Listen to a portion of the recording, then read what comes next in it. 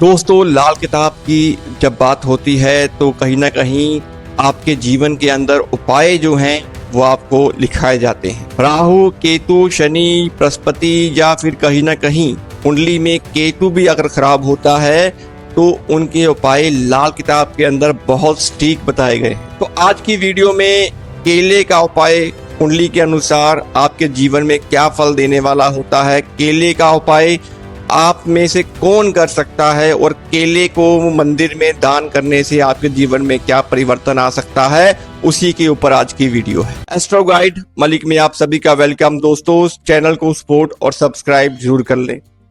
मेरे द्वारा बताए हुए कोई भी उपाय कोई भी कर सकता है, उसका कभी भी आपको बैकफायर रिजल्ट नहीं मिलता, पहली बात। अब बात करूंगा मैं केले के उपाय के बारे में। दोस्तों, ये एक बहुत बड़ी विडंबना है कि बहुत बड़े बड़े एस्ट्रोलॉजर जो होते हैं वो बहुत महंगे महंगे उपाय, महंगे महंगे रतन जो है वो डलवा देते हैं, लेकिन उनका असर भी उतना नहीं मिल पाता। मैं अगर बात करूं कि अगर आपने कुंडली में बृहस्पति को ठीक करना है तो जरूरी नहीं कि आपको पुखराज ही पहनना पड़ेगा। आप मातर और मातर चने की दाल के उपाय के द्वारा भी बृहस्पति को कायम, बृहस्पति को मजबूत कर सकते हैं। तो केले का उपाय केतु के लिए किया जाता है। कुंडली में अगर आपको थोड़ा सा भी ज्ञान है तो आप ये चीज नोट कर लें कि जन्म कुंडली के अंदर जब जब कुंडली में केतु पीड़ा दे रहा होगा, केतु आपको तंग कर रहा होगा, तो कर्जा, बीमारी, हेल्थ प्रॉब्लम, बच्चे जो आपके पुत्र संतान हैं वो अपने जीवन से भटक चुकी होगी। जब जो पुत्र होगा आपका वो जीवन में कभी भी सेट नहीं हो पाएगा, तो सीधा सीधा कुंडली में आपका केतु पीड़ित होगा। ये बात मैं कर रहा हूं माता जब पिता की कुंडली के अंदर।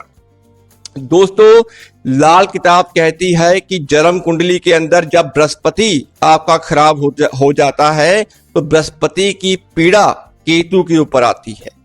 तो इसीलिए आपको सीधा सीधा केतु के उपाय नहीं करने होते, बृहस्पति को साथ में जोड़ के आप केतु के उपाय कर सकते हैं। कुंडली में दूसरा भाव एक ऐसा भाव होता है जिसमें कोई भी ग्रह कभी भी बुरे फल नहीं देता। दूसरे भाव के अंदर कोई भी ग्रह नीच का नहीं होता।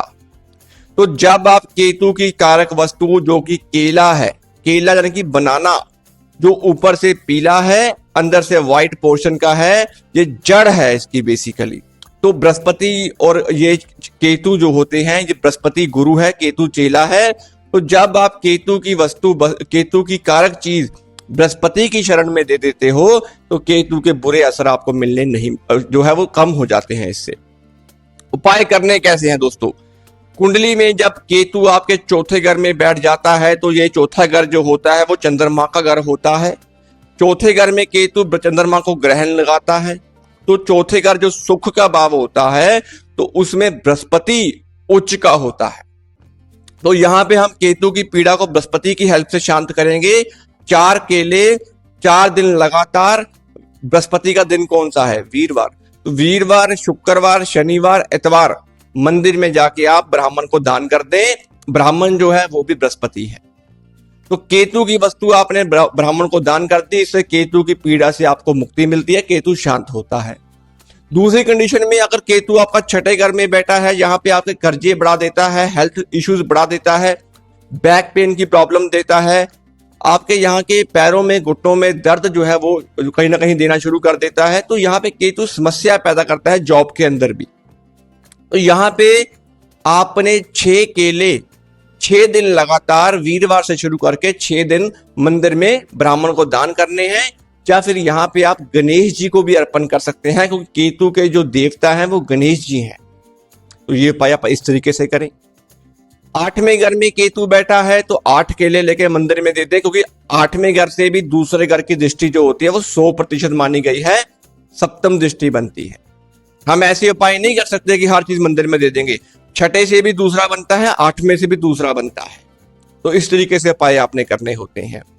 अब तीसरे घर में केतु बैठा है तो ये पूरा मंगल बद्ध होता है, मंगल की जड़ भी खराब करता है, मंगल के पक्के घर को भी खराब करता है। अब मंगल छोटे छोटे बालक होते हैं दोस्तों, केतु केला है, तो आप यहाँ पे रोज 9 केले ले लें। 3 की संख्या में, एक बच्चे को 3 केले, एक बच्चे को 3 केले, एक बच्चे को 3 केले। तो ये प्रक्रिया आपने वीरवार, शुक्रवार, शनिवार जो है वो डोनेट करनी है। छोटे छोटे बालकों के अंदर 27 केले हो जाएंगे। 3 दिन लगातार आप ये उपाय कर लें, इससे भी केतु शांत होता है, मंगलबत की पीड़ा से आपको मुक्ति मिलती है।